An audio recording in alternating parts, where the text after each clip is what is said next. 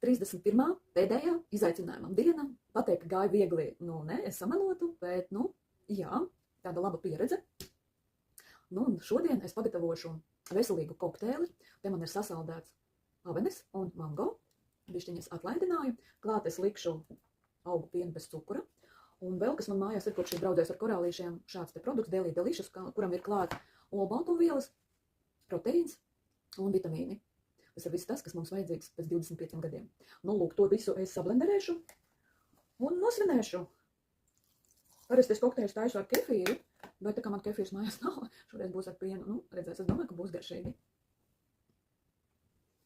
Tā, krāsa ir ļoti skaista, bet viņš man sanāca vairāk tāds kā nevis dzerams, bet ēdams, jo ogas ir sasalušas.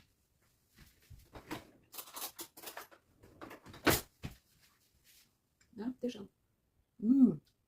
Bet ir ļoti garšīgi.